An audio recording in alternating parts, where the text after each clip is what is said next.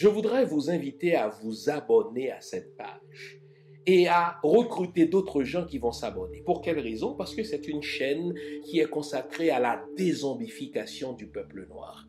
Vous savez, en ma qualité de théologien, d'historien et d'expert en management public, je décide de mettre toute mon énergie et toute l'équipe qui travaille avec moi décide aussi de mettre toute son énergie à la dézombification du peuple noir.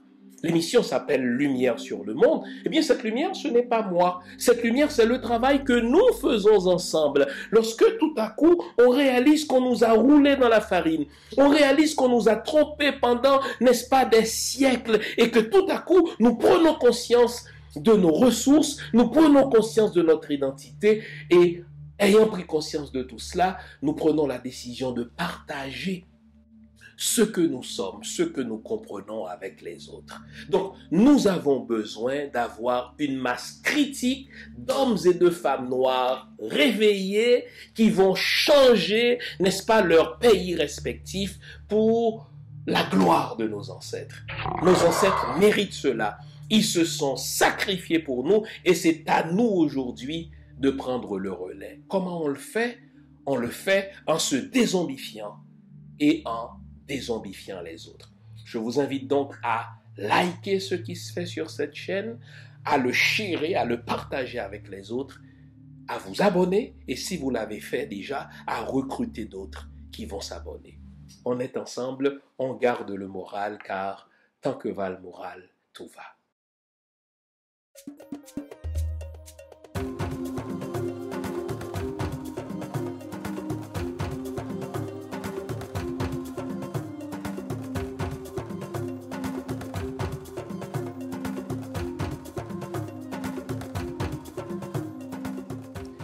Bonjour mesdames, bonjour messieurs, bonjour le monde, bienvenue à cette autre édition de l'émission Lumière sur le monde. Comment allez-vous? Content de vous retrouver ce dimanche matin, comme à chaque dimanche matin à pareille heure, pour analyser avec vous l'actualité sociopolitique haïtienne et ce faisant projeter du même coup quelques rayons de lumière sur l'actualité sociopolitique africaine. Car, j'aime à le dire, Haïti sert souvent, hélas, de laboratoire pour comprendre ce qui s'en vient en Afrique ou pour comprendre ce qui se déroule, n'est-ce pas, ailleurs dans le monde. Eh bien, j'espère que vous êtes bien, j'espère que vous avez passé une bonne semaine, j'espère surtout que vous allez nous consacrer la prochaine heure à l'analyse de l'actualité haïtienne, comme je viens de le dire. Eh bien, l'actualité haïtienne de cette semaine est marquée par l'ouverture officielle de la 79e session de l'Assemblée générale des Nations unies. Qu'est-ce que c'est que cette affaire? Eh bien, c'est une grande messe qui ne sert à rien. En vérité, ce n'est pas là qu'on règle des choses sérieuses. C'est une grande messe où se succèdent les chefs d'État, les chefs de gouvernement, les uns moins crédibles que les autres. Ils se succèdent donc sur la tribune des Nations Unies pour présenter leur vision du monde, pour présenter un état des lieux du monde. Ainsi donc, se succèdent des dictateurs, ainsi donc se succèdent des xénophobes, ainsi donc se succèdent des nazis, ainsi donc se succèdent des racistes, ainsi donc se succèdent des politiciens mesquins, des politiciens amateurs qui profitent de leur statut de chef d'État ou de chef de gouvernement pour s'adresser urbi et orbi, c'est-à-dire pour s'adresser à la ville de New York et partant au monde entier, puisque chacun va écouter selon ses intérêts personnels, selon ses intérêts politique, selon ses intérêts idéologiques, selon ses intérêts nationaux, tel discours, et laisser passer tel autre. Et ce ne sont pas seulement les auditeurs qui suivent la chose depuis leur télé, qui suivent la chose depuis les médias sociaux, qui fonctionnent comme ça avec cette ouverture officielle, comme s'ils étaient dans un buffet. Eh bien, les chefs d'État, les chefs de gouvernement, les délégations officielles elles-mêmes fonctionnent comme cela. Exemple, lorsque le chef de la délégation iranienne prendra la parole, vous verrez la délégation israélienne vider les lieux. Elle va attendre que la délégation iranienne arrive pour déguerpir. Eh bien, l'Iran le lui rend bien. Lorsque, exemple, telle délégation de tel pays africain l'année dernière, n'est-ce pas, devait faire son apparition et prendre la parole, vous alliez voir la délégation française déguerpir. Parce que ce sont des gestes politiques que l'on veut poser, on veut profiter de cette grande messe pour envoyer un message que ce chef d'État-là n'est pas notre ami ou tel autre chef de gouvernement, n'est-ce pas, ne correspond pas à nos vues, ne correspond pas, n'est-ce pas, à notre idéologie. Encore une fois, je vous dis, cette grande messe qu'est l'ouverture officielle d'une session générale des Nations Unies ne sert à rien. Bon. Si jamais elle devait être utile, eh bien, c'est dans des rencontres bilatérales. C'est souvent dans des rencontres informelles que certaines choses se disent. On va profiter de cette grande messe-là pour rencontrer tel partenaire d'affaires, pour rencontrer tel chef d'État, profiter de son passage aux Nations Unies pour le sensibiliser sur tel ou tel enjeu. Mais ce n'est pas à cette grande messe-là que quoi que ce soit de sérieux se règle. Je suis historien et si vous remontez avec moi depuis la fondation de cette chose qu'on appelle, n'est-ce pas, l'ONU, l'Organisation des Nations Unies, qui est elle-même précédée de la SDN, Société des Nations, qui n'a duré, n'est-ce pas, que le temps d'une fleur, eh bien, je vous dirais que malgré les bonnes intentions, malgré les discours pompeux, je reprends, ce n'est pas là qu'on règle quoi que ce soit de sérieux. Pourquoi on y va? On y va pour prouver qu'on fait partie d'une délégation officielle.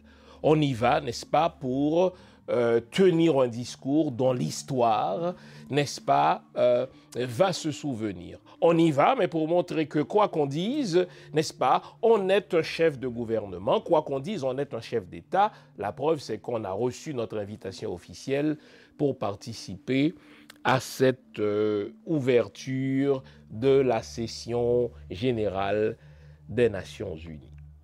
Eh bien, cette grande messe, inutile, répétais-je, nous aura servi à nous les Haïtiens de découvrir, comme si on avait une preuve supplémentaire, de découvrir, dis-je, la mesquinerie de certains politiciens.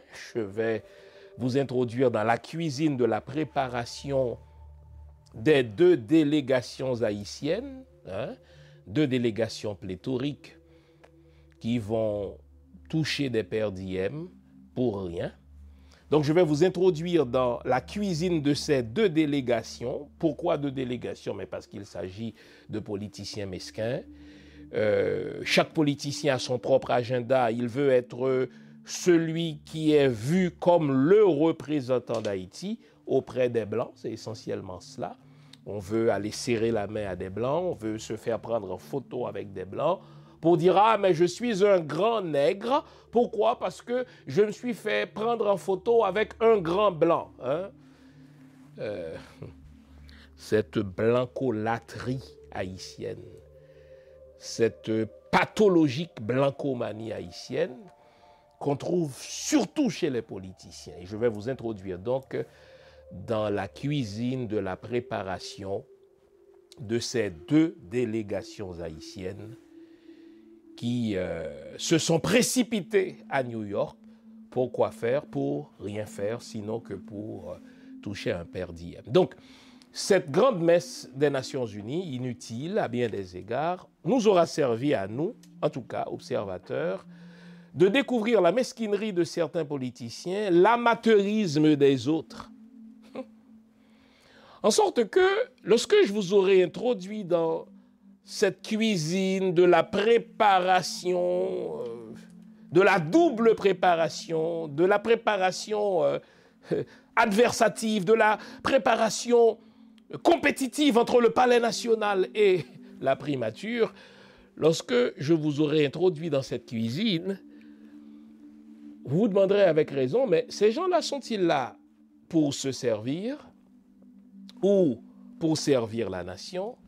Ces gens-là, sont-ils là, ces gens qui sont au pouvoir, j'entends, sont-ils à ces postes-là pour leur propre image, lécher leur propre image, prendre des photos qui vont passer à l'histoire, ou bien est-ce qu'ils sont au pouvoir pour changer le sort de ce pays? Je vais vous faire un aveu. Cette semaine, je suis très triste quand je réfléchis sur le manque de patriotisme, le manque de verticalité, le manque d'amour pour la patrie de nos politiciens. Et n'était le souvenir d'énormes sacrifices qu'ont consentis nos ancêtres, eh bien, je me serais convaincu à tort, me diriez-vous, que ce qu'on fait là ne sert à rien, puisque plus les jours passent, pire deviennent les politiciens.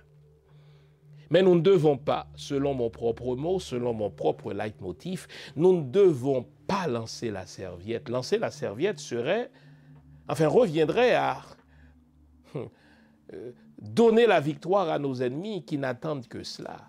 Lancer la serviette et dire que ce que nous faisons, ce que nous disons, nos analyses ne servent à rien, consisterait justement à laisser ce pays-là aux vauriens, aux mesquins, aux amateurs, qui ne sont là que pour leur propre poche et qui n'ont aucun sentiment patriotique, qui n'ont aucun sentiment vertical. Quand on se rappelle, quand on connaît l'histoire de l'ouverture, quand on connaît l'histoire des Jean-Jacques Dessalines, l'histoire des Christophe, l'histoire des Tantoya, l'histoire des Sanit Belair, on se dit, mon Dieu, ces gens-là qui se battent, qui se déchirent la chemise pour aller serrer la main à des Blancs, de manière à se convaincre qu'ils ne sont plus de petits nègres, à quoi servent-ils vraiment? N'est-il pas venu le temps de les balayer, ces gens-là?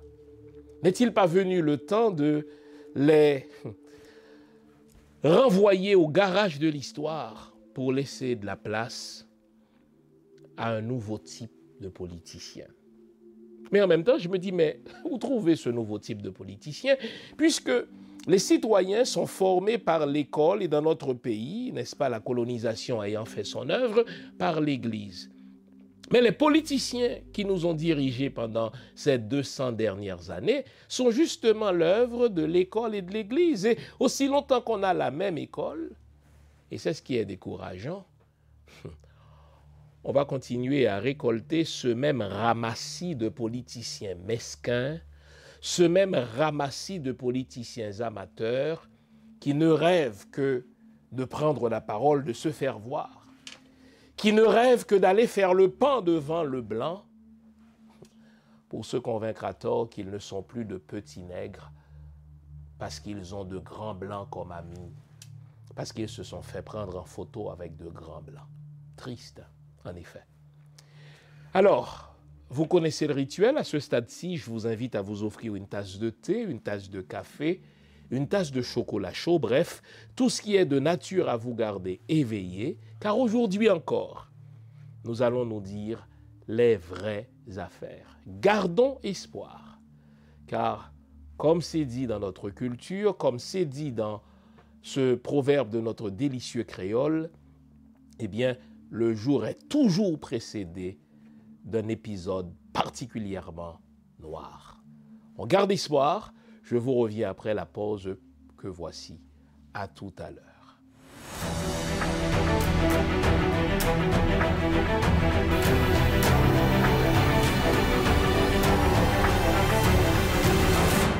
« 1804-2024, ça fait 220 l'année depuis les ancêtres de notre prend l'indépendance. 220 ans, crise sous crise, Haïti en dégrabat. En pile, compatriotes perdu l'espoir, mais il y a moun toujours. Qui ça nous pas fait qui fait nous arriver dans l'état ça? Qui ça nous doit faire pour changer destin pays pour l'histoire pas juger? Parler de Haïti, un mouvement pour faire diaspora, parler dans une seule voix, a invité une chita en grand monde responsable pour discuter honnêtement sur situation pays et chercher une solution réelle. Rendez-vous cassé, week-end 4 octobre là, dans Tampa, Florida, pour 2 jours rassemblement. Abgen workshop, conférence débat, performance artistique, manger, danser dans tête ensemble pour une belle Haïti. Conférencier, Dr. Flor Lindor La Tortue, professeur Michel Soukar, Dr. Jean Fils-Aimé et lieutenant général Russell Honoré. Modérateur Wendell Théodore. Activité à clôturer avec Bello dans un gala qui a servi repas à 3 plats. Week-end 4 octobre. Rendez-vous c'est dans Tampa, Florida, dans l'hôtel Hilton Tampa Airport West Shore, 2225 North Louis Avenue. Pour plus d'informations, relez dans 813 327 96 38 ou sinon visitez palemdehaiti.com. Pas de cacher l'ombre là. C'est ou bon là ou bon pas là. Point.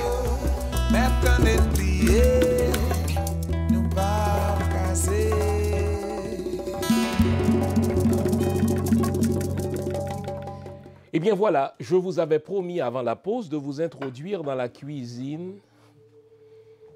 de la préparation de la primature de Gary Conille en vue de la 79e session officielle des Nations Unies et en même temps de la préparation de la délégation de la présidence du Conseil présidentiel, le CPT, Conseil présidentiel de transition, donc au Palais national. Déjà, vous devez vous poser la question, pourquoi 2 préparations? Pourquoi 2 délégations?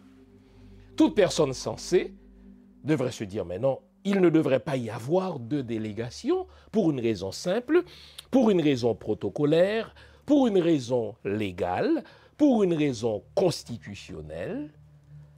La diplomatie, la politique étrangère, et là, aux Nations Unies, nous sommes dans la haute diplomatie, la diplomatie, la politique étrangère, c'est la chasse gardée de la présidence. C'est pas compliqué.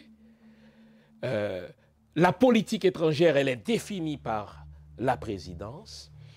La politique étrangère, elle est pensée, conçue par la présidence et mise en œuvre par le chancelier, donc le ministre des Affaires étrangères, et les missions haïtiennes à l'étranger. Qu'est-ce que la primature vient chercher dans la diplomatie? Si vous pensez comme ça, vous avez raison. Si vous pensez comme ça, vous êtes sain et saine d'esprit. Si vous pensez comme cela, vous avez lu la Constitution haïtienne. Si vous pensez comme cela, vous maîtrisez l'histoire de la politique étrangère haïtienne. C'est normal, puisque la politique étrangère, c'est une prérogative régalienne. La politique étrangère exprime la souveraineté d'un État. Eh bien, la politique étrangère, c'est l'affaire de la présidence. Sauf que si vous pensez comme ça, vous avez raison, mais vous ne pensez pas comme Gary Conille.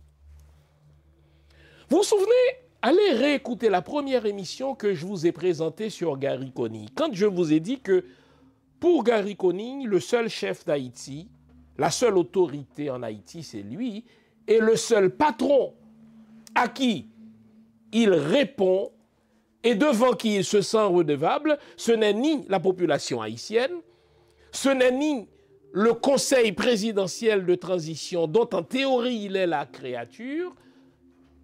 Le seul boss de Gary Conille, c'est le blanc, c'est l'ambassadeur des États-Unis. Et derrière l'ambassadeur, c'est le clan Clinton qui l'a servi, au sens littéral du terme, servus esclave, qui l'a servi pendant les années qui ont suivi le tremblement de terre. Et vous allez voir à quel point ce monsieur-là, il est mesquin, Gary Conille. Écoutez bien. Un mois avant l'ouverture de la 79e session des Nations Unies, Gary Conille s'active déjà. Il s'active, il met en place une équipe qui doit informer l'ambassadeur d'Haïti à Washington et surtout l'ambassadeur d'Haïti aux Nations Unies, le très incompétent Antonio Audry, qui fut lui-même ministre des Affaires étrangères sous Jovenel, mais un homme d'une incompétence, bon Dieu, à peine qualifiable, qu'on a nommé dans un jeu de chaises musicales, jeu malsain, aux Nations Unies. Donc, il se retrouve aujourd'hui ambassadeur d'Haïti aux Nations Unies. Donc, je dis, un mois avant cette ouverture officielle, Gary Conille s'active déjà auprès de la mission d'Haïti aux Nations Unies, dirigée par le très incompétent Antonio Rodrigue, et s'active auprès de l'ambassade d'Haïti à Washington pour être le chef de la délégation. Ce qui en soi est inconstitutionnel, ce qui en soi ne cadre pas avec l'histoire d'Haïti. Pourquoi? Parce que le chef de gouvernement n'est pas le numéro 1, n'est pas celui qui définit la politique étrangère de ce pays. Il s'active. Pour quelle raison? Il veut être celui qui prendra la parole. Il veut être celui qui prendra la parole, n'est-ce pas, aux Nations Unies. Il veut être celui qui dirige la délégation haïtienne. Écoutez-moi bien. Dès que le Conseil présidentiel de transition a eu vent des manœuvres mesquines de Gary Conille, le Conseil présidentiel de transition l'a convoqué pour lui dire « Monsieur le Premier ministre, comme vous le savez, la politique étrangère est une prérogative présidentielle. La politique étrangère, la diplomatie est la chasse gardée de la présidence. Ce n'est pas vous, en tant que Premier ministre, qui dirigerez la mission haïtienne, qui dirigerait la délégation haïtienne lors de l'ouverture officielle des Nations Unies, ce sera plutôt le Conseil présidentiel qui enverra son représentant en la personne de son coordonnateur, M. Edgar Leblanc. Et Gary Conille, hypocrite comme lui seul, menteur comme lui seul, s'est esquivé en disant au Conseil présidentiel « Mais non, pas du tout. Pas du tout. Je ne suis pas du tout intéressé à la diplomatie, je ne suis pas du tout intéressé à la politique étrangère. Au contraire, je vais me rendre à New York dans le but de rencontrer des investisseurs potentiels pour créer des emplois en Haïti. » Soit que Gary Conille est un imbécile lui-même, ou bien qu'il nous prenne tous pour des imbéciles. Imaginez le contexte d'Haïti aujourd'hui. Mettez-vous à la place d'un investisseur étranger qui entend ce que vous et moi entendons, qui entend ce que la presse étrangère dit d'Haïti, un pays qui, selon les chiffres même des Nations Unies, un pays dont la capitale se retrouve aux mains des bandits. Et Gary Conille veut faire croire au Conseil présidentiel de transition qu'il va à New York pour rencontrer des investisseurs.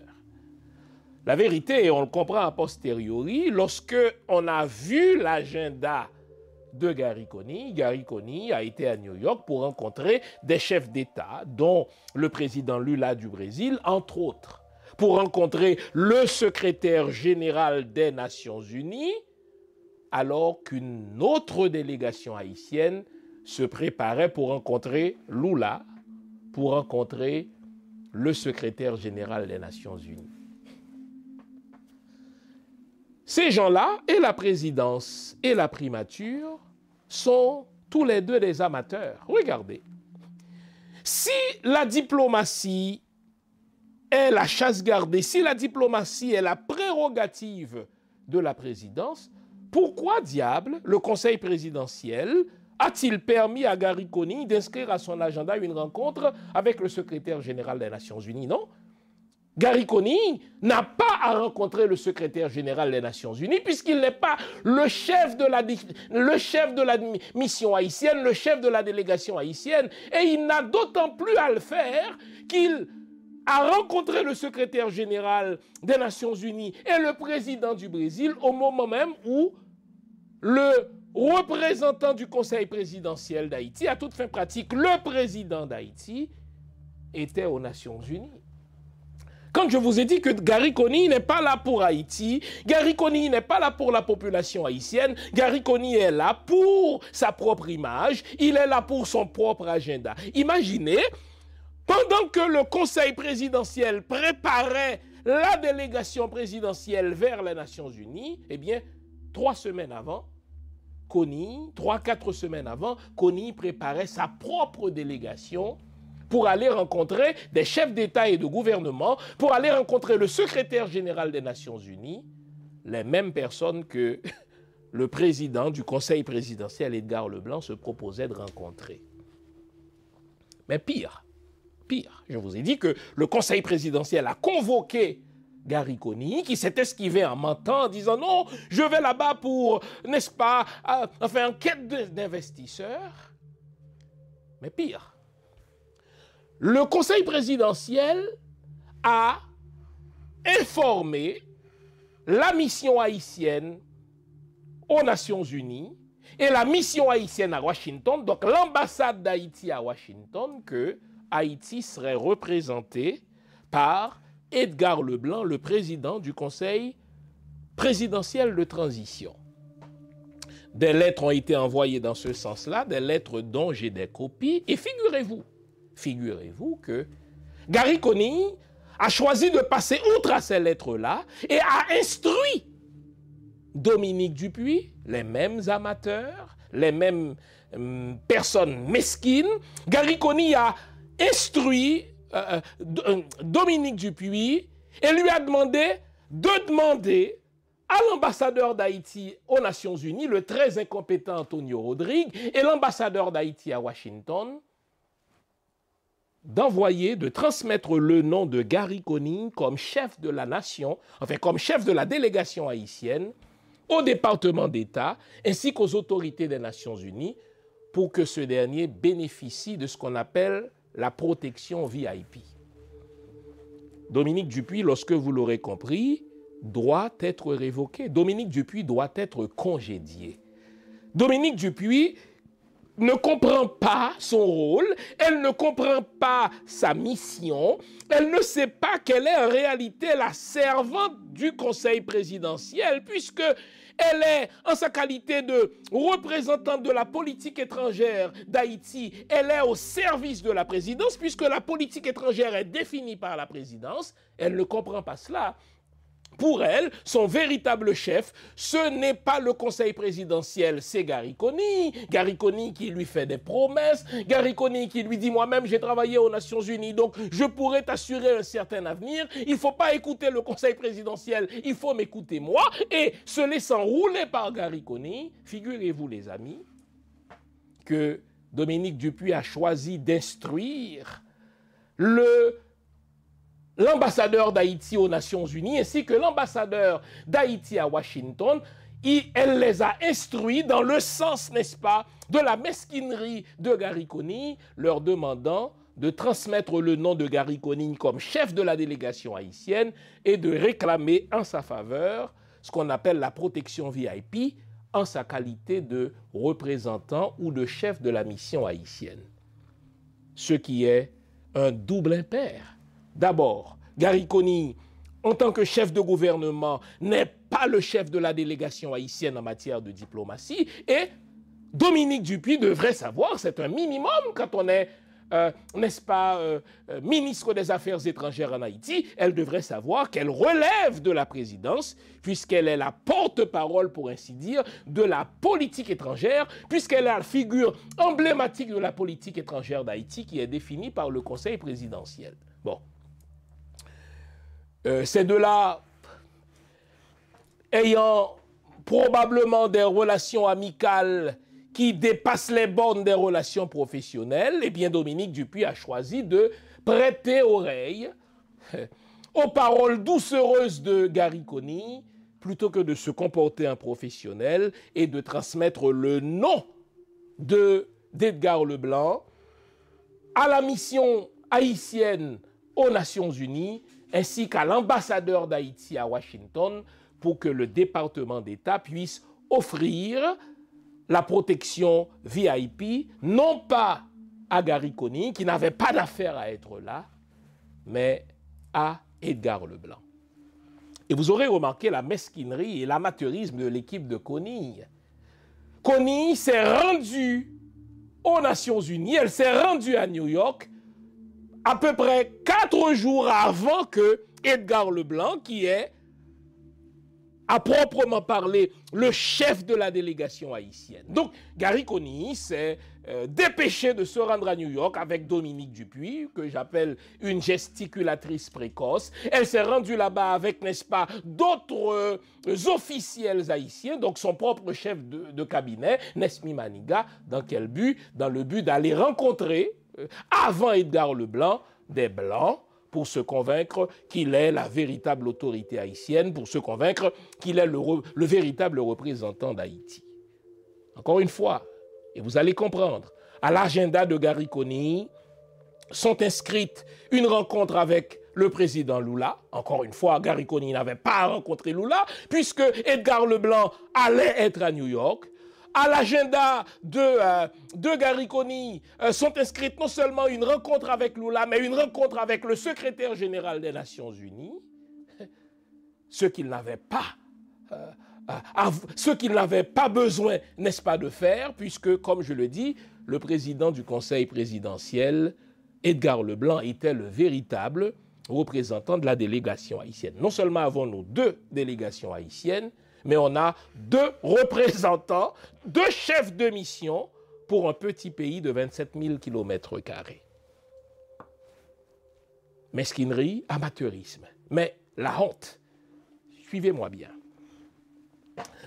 Le département d'État est censé être au courant qu'en Haïti, puisque c'est l'œuvre, n'est-ce pas, des États-Unis, le département d'État est censé être au courant qu'en Haïti, on a une présidence qui est occupée par, n'est-ce pas, 7 hommes plus 2, et que c'est le Conseil présidentiel qui détient les prérogatives présidentielles, et que même s'il y a un chef de gouvernement, le chef de gouvernement n'est que le bras exécutif de la politique étrangère qui elle-même est définie par, n'est-ce pas, le Palais national. Figurez-vous qu'au moment où le Palais national a demandé au ministère des Affaires étrangères d'informer le département d'État de l'arrivée d'Edgar Leblanc, quelle ne fut la honte nationale, quelle ne fut l'ignominie nationale quand le département d'État a répondu à la mission haïtienne des Nations Unies qu'on ne peut offrir au président Edgar Leblanc la protection VIP. Pour quelle raison? Parce que Gary Conille a déjà requise cette protection. Vous nous l'avez demandé, nous avons le plaisir de vous apprendre que désormais, nos émissions, toutes nos émissions, sont disponibles avec des sous-titrages en 3 langues, en français, en anglais et en créole. Nous sommes conscients que l'émission Lumière sur le monde est devenue une véritable plateforme familiale autour de laquelle des parents et des enfants se réunissent pour s'informer de ce qui se fait en Haïti, en Afrique ou ailleurs dans le monde. Pour vous faciliter la vie, nos émissions sont désormais disponibles avec des sous-titrages en 3 langues, français, créole et anglais. Nous progressons avec vous, nous marchons avec vous, de manière à relever nos communautés et nos peuples. Nouveau, toutes nos émissions sont disponibles avec des sous-titrages en français, en anglais et en créole. Ce n'est pas la première fois, les amis, qu'Haïti, que les politiciens haïtiens font rire d'eux-mêmes comme cela.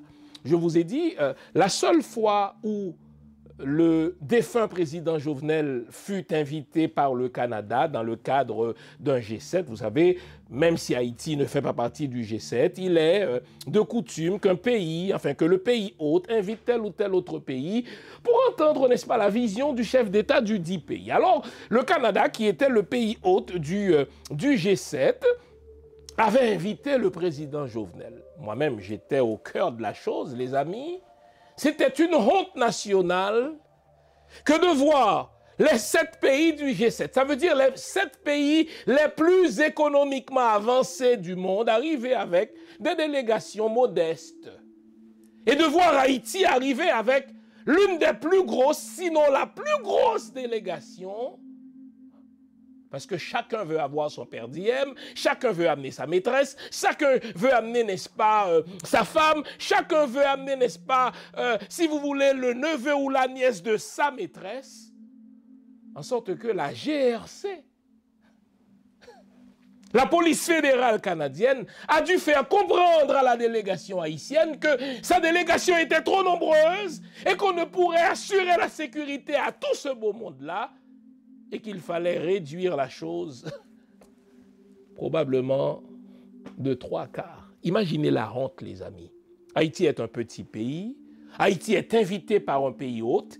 Il s'agit, n'est-ce pas, de la conférence des pays du G7. Chacun de ces pays arrive avec une délégation modeste et Haïti débarque avec des ministres qui n'ont rien à voir là, des maîtresses des ministres qui n'ont rien à voir là, les cousines de telle maîtresse qui n'a rien à faire là-dedans. Pour quelle raison? Parce qu'il y a un per diem à faire, parce qu'il y a un hôtel, n'est-ce pas, 5 étoiles où on va dormir, parce qu'il y a, n'est-ce pas, de la bouffe à donner. Il faut profiter de tout cela.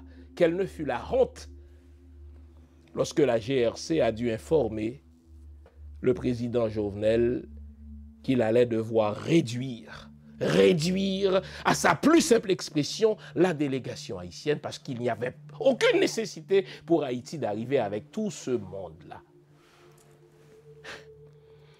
J'ai un ami qui travaille au ministère des Affaires étrangères du Canada et qui me dit « Jean, je ne comprends pas. On invite telle délégation du Sénat haïtien, ou bien on invite telle délégation de la mairie de Port-au-Prince, on invite telle délégation du gouvernement haïtien. Il s'agit de séminaires, il s'agit de formations, on va discuter de choses sérieuses. Lors des séminaires, aucun d'entre eux n'est là. On sait pourtant qu'ils sont là.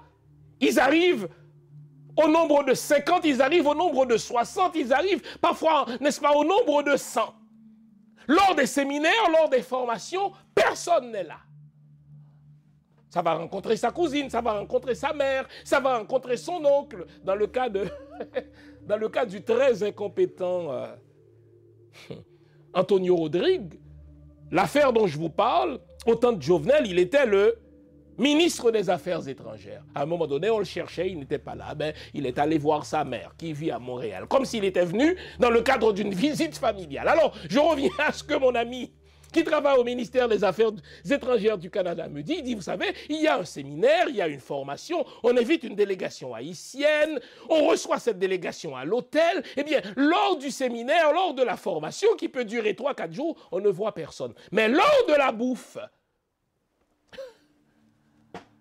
lors du sacro-saint dîner, tout le monde est là. Comme si ces gens-là étaient venus pour la bouffe, et non pas pour la formation. Alors, revenons aux Nations Unies. Alors, le département d'État informe la présidence haïtienne par l'entremise de la mission haïtienne aux Nations Unies, mais qu'on ne pourra pas offrir une protection VIP à Edgar Leblanc, qui va proprement représenter la délégation haïtienne lors de cette ouverture de la session générale des Nations Unies. Pourquoi? Parce que Gary Coney, il a déjà volé. C'est le cas de le dire. Parce que Gary Coney, il a déjà usurpé. C'est le cas de le dire. Parce que Gary Coney a instruit improprement Dominique Dupuis, qui ne connaît rien en politique étrangère, qui ne connaît rien en diplomatie. Gary Coney a profité de son amitié avec, n'est-ce pas, Dominique Dupuis, pour lui dire de demander à la représentation haïtienne des Nations Unies de réclamer en sa faveur, à la faveur de Gary Coney, la protection VIP aux dépens d'Edgar Leblanc. Et quelle ne fut la honte quand le département d'État écrit 2 ou 3 jours avant son départ. Quand le département d'État écrit à Edgar Leblanc, donc représentant du Conseil présidentiel de transition par la mission haïtienne aux Nations Unies, qu'on ne pourra pas accorder au président d'Haïti la protection VIP parce que Coney, il a déjà volé. Parce que Coney, il avait déjà usurpé. Parce que Dominique Dupuis, n'est-ce pas, complice de cette usurpation, complice de ce vol, avait instruit les deux représentants haïtiens aux Nations Unies et à Washington de demander au département d'État d'accorder la protection VIP à Gary Coney, qui n'avait pas d'affaire à être là, plutôt qu'à Edgar Leblanc. Quel pays de crétins! Quel pays de petits nègres qui veulent profiter de chaque petite occasion qui leur est donnée pour faire une photo avec un blanc, parce qu'ils veulent se convaincre qu'ils ne sont plus de petits nègres s'ils font des photos avec des blancs. Gary Coney s'est précipité à New York 3 ou 4 jours avant Edgar Leblanc, même s'il n'avait rien à faire là, et il a osé inscrire à son agenda des rencontres avec Lula, des rencontres avec le secrétaire général des Nations Unies. Quel crétin, quel mesquin. Qu'est-ce qu'il allait faire? Rien. Pas une seule merde, comme dirait ma grand-mère. Pourquoi Dominique Dupuis a choisi d'écouter Gariconi plutôt que de la présidence? Parce qu'elle ne connaît rien à la diplomatie. Je vous l'ai déjà dit, si Dominique Dupuis s'est retrouvée là, c'est grâce à 2 speeches qu'elle a prononcés à l'UNESCO, des speeches qu'elle a bien rendus mais qu'elle n'a pas écrits. Et si elle s'est retrouvée là aujourd'hui, c'est à cause de son amitié avec Laurent Lamotte, qui a imposé Dominique Dupuis à Gariconi, parce que Dominique Dupuis promet à Laurent Lamotte qu'elle va activer la diplomatie haïtienne pour faire enlever les sanctions qui pèsent sur lui. Vous voyez, des jeux mesquins, des jeux personnels, des jeux de petits coquins, des jeux d'amateurs et d'usurpateurs, c'est-à-dire de voleurs et de voleuses de titres. Bon, le département d'État a profité de cette affaire pour humilier Edgar Leblanc. Maintenant, je vais vous introduire dans autre chose. Vous vous souvenez qu'il y a 2 ou 3 semaines, Anthony Blinken est entré en Haïti pour rencontrer le conseil présidentiel. Au fait, il n'a passé que quelques heures et en privé, je vous livre un secret, Anthony Blinken a clairement dit à Edgar Leblanc qu'il faut qu'il se débarrasse de ces 3 voleurs qu'on a au sein du conseil présidentiel. Vous connaissez ces 3 voleurs, pas vrai? Louis-Gérald Gilles, médecin de son état, mais voleur. Smith Augustin, ancien ambassadeur d'Haïti, n'est-ce pas, en République dominicaine, qui est placé au sein du CPT par un autre voleur du nom de Claude Joseph, et Emmanuel Vertiller, voleur lui-même, qui est placé dans ce conseil, n'est-ce pas, présidentiel de transition par un autre voleur qui s'appelle Moïse Jean-Charles. Eh bien, Anthony Blinken a dit privément à Edgar Leblanc qu'on ne peut tolérer ces 3 voleurs au sein du conseil présidentiel parce que c'est une question de crédibilité, c'est une question d'image. Il l'a dit privément à Edgar Leblanc, et Edgar Leblanc a caché cela à ses collègues du conseil présidentiel, et il l'a caché aussi à la nation, puisque un journaliste lui a posé la question expressément. On lui a dit, est-ce que Anthony Blinken a abordé avec vous, monsieur le coordonnateur du conseil présidentiel, la question de la démission de ces 3 voleurs qui siègent au sein du conseil présidentiel? Il a menti, Edgar Leblanc, en disant que non, Anthony Blinken n'a pas abordé la question avec lui. On va le savoir après. Comment je vais le savoir? On s'arrête ici. Je vous le dirai après la pause. Ça commence à chauffer, pas vrai? C'est un pays à la tête duquel il y a des crétins, des malveillants, des mesquins qui sont là pour servir leur propre agenda, pour se faire prendre en photo avec des blancs parce qu'ils veulent se convaincre qu'ils ne sont plus de petits nègres. Des pays qui sont dirigés par des gens qui veulent assister à des grandes messes internationales pour aller bouffer comme des cochons. Quelle honte! On s'arrête ici, à tout à l'heure. Nouveau, bonne nouvelle, toutes les émissions Lumière sur le Monde se trouvent désormais en mode podcast. Cela veut dire que vous pouvez continuer à vaquer à vos occupations tandis que vous nous écoutez. Où que vous soyez, dans votre voiture, à l'épicerie, au travail, en faisant vos courses ou à la maison.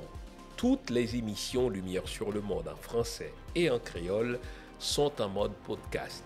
Vous les trouverez sur Apple Podcast, Spotify, Podcast Index, Google Podcast, Amazon Music, Stitcher et les autres. Nous sommes partout en mode podcast. Il n'en tient qu'à vous. Nouveau, bonne nouvelle, Lumière sur le Monde est en podcast.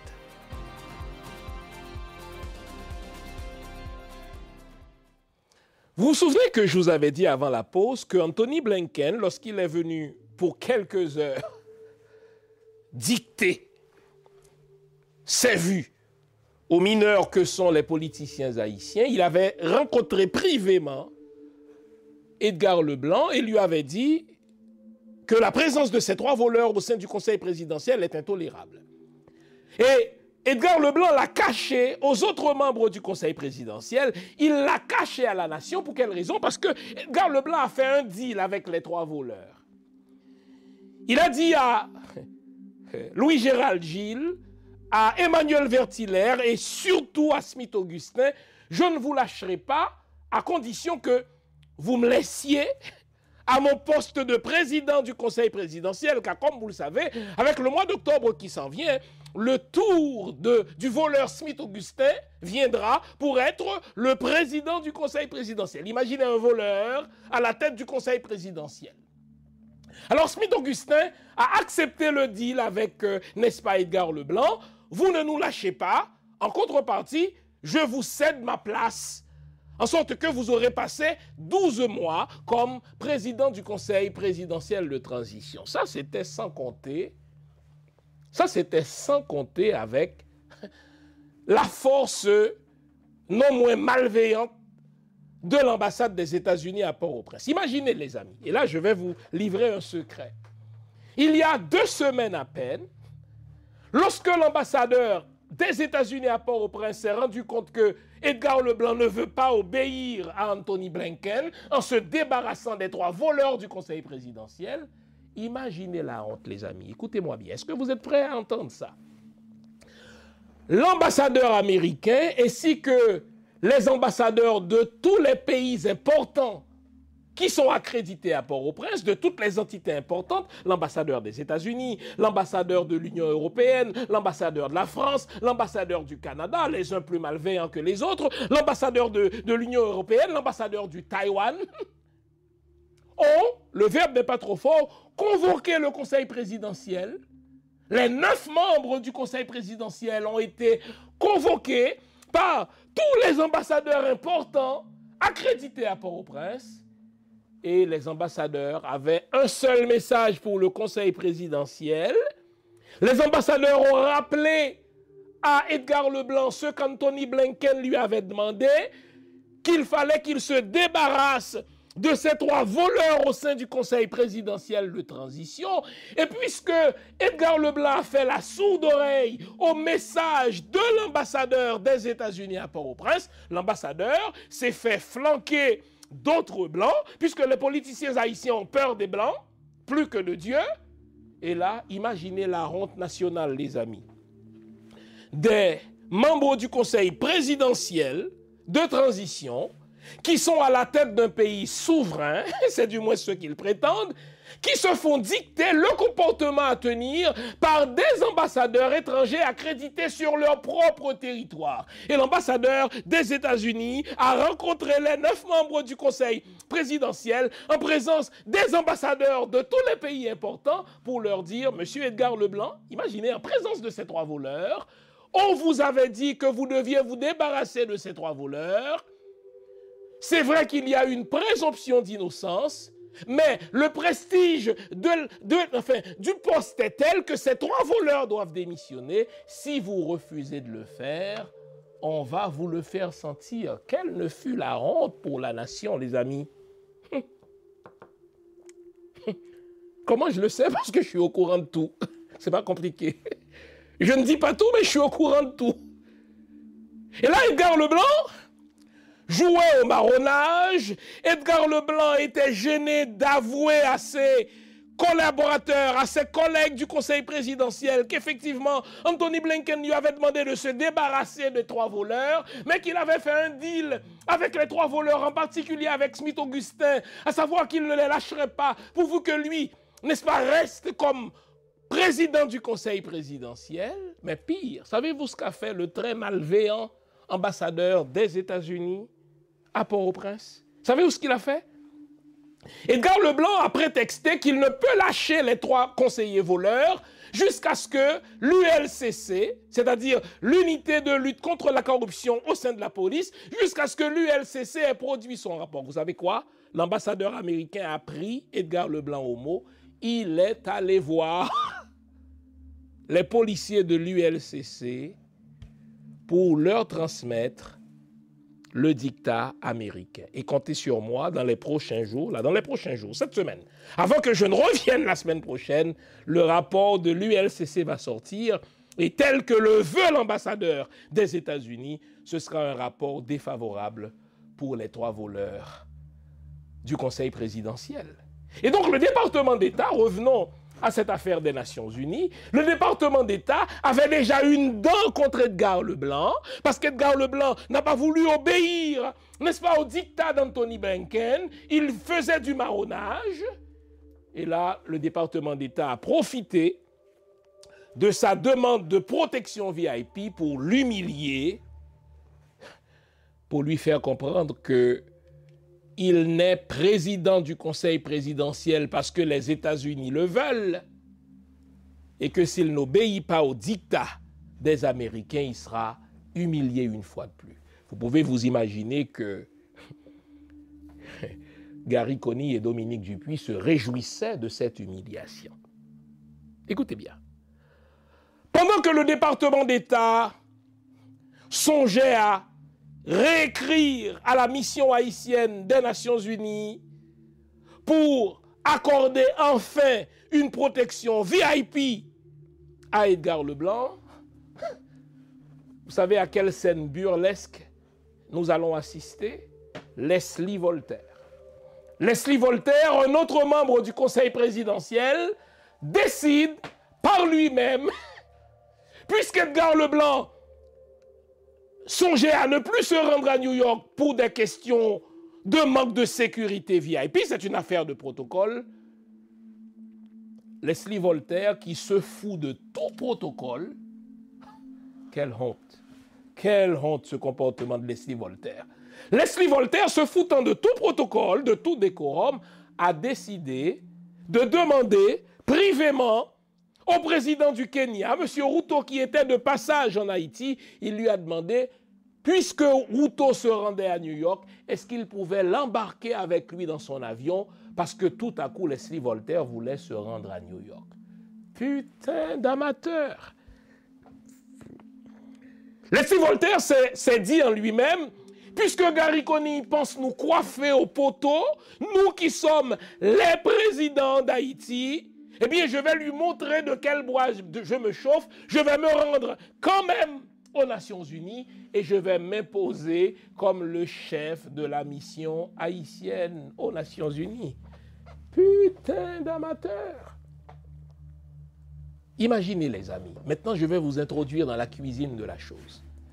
Je vous ai déjà dit, à l'agenda de Gary Coney sont inscrites 2 rencontres importantes, entre autres. Une rencontre avec le secrétaire général, n'est-ce pas, des Nations Unies, une rencontre avec le président Lula. Au moment où Gary Coney s'apprêtait à rencontrer le secrétaire général des Nations Unies, devine qui est-ce qui se pointe? Leslie Voltaire. Leslie Voltaire dit, écoutez, ce ne sera pas Gary Coney qui va vous rencontrer, monsieur le secrétaire général, c'est moi qui vais vous rencontrer parce que je suis membre du Conseil présidentiel et en tant qu'un 9e de président, puisqu'ils sont 9 présidents, donc il est un 9e de président, en tant qu'un 9e de président, il a préséance sur Gary Coney. Quelle honte! Gary Coney a dû s'esquiver, il a dû ronger ses freins, prendre son mal en patience, comme on dit au Canada, et laisser à ce 9e de président la prérogative de rencontrer le secrétaire général des Nations Unies. Mais on ne va pas rencontrer un secrétaire général comme ça au petit matin, comme amateur. Qu'est-ce que tu vas lui dire, Leslie? Tu lui as parlé du beau temps, tu lui as parlé d'Haïti, mais étiez-vous en mission? Où était votre énoncé de mission?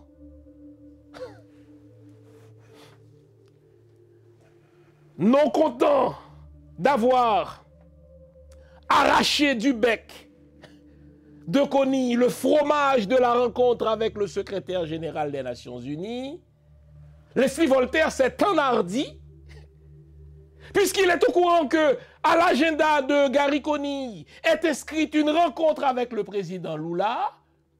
Les amis, c'était la semaine de la honte d'Haïti. Leslie Voltaire s'est improvisé au local où devait se tenir la rencontre entre Coney et Lula.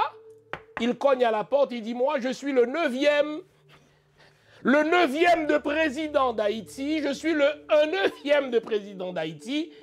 C'est pas Gary Conille qui doit rencontrer Lula, c'est moi qui dois rencontrer Lula. Et puis là, mais l'équipe de sécurité, le protocole autour de Lula dit, mais écoutez, mais qui êtes-vous? Il dit, écoutez, je suis le président d'Haïti. Mais il dit, mais non, il me semble que vous avez un autre président qui arrive, c'est Edgar Leblanc. Il dit, non, nous sommes 9. Et là, le protocole du Brésil, qui n'est pas au courant qu'en Haïti, en ce moment, il y a quelque chose qui s'appelle un conseil présidentiel de transition. Il va fouiller pour voir s'il trouve le nom de Leslie Voltaire. Le nom de Leslie Voltaire ne figure nulle part. Leslie Voltaire cherchant à s'imposer. Le chef de protocole maintenant de Lula s'est rendu dans la rencontre. Êtes-vous prêt à entendre ça?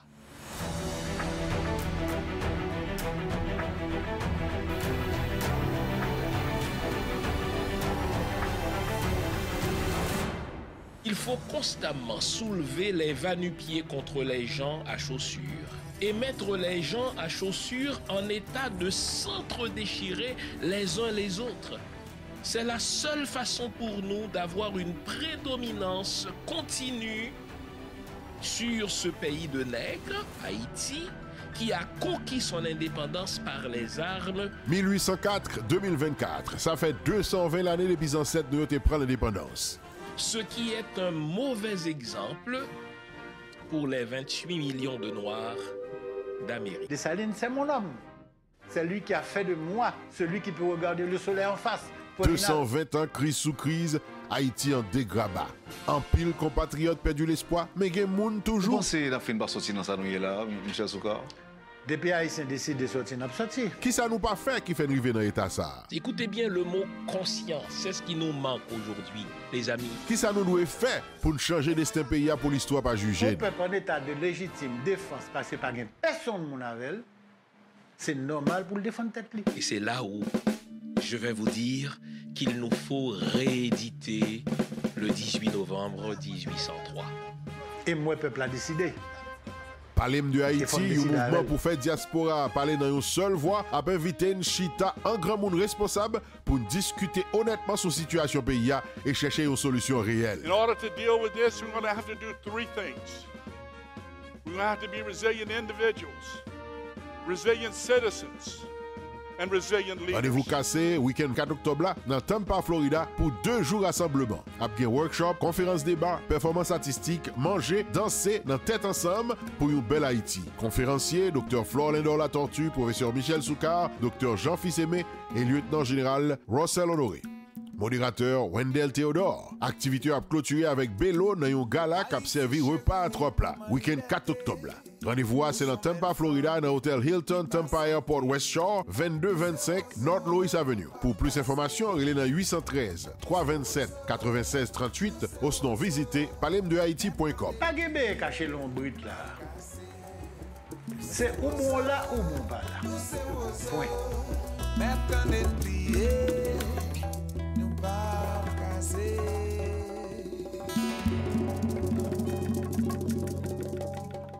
On a demandé à Dominique Dupuis. Ah, elle est terrible, cette Dominique Dupuis. Il faut qu'on la congédie. On doit la congédier. Le chef de protocole de Lula a demandé à Dominique Dupuis est-ce qu'elle connaissait un certain Leslie Voltaire, mais surtout, est-ce qu'elle attendait un certain Leslie Voltaire?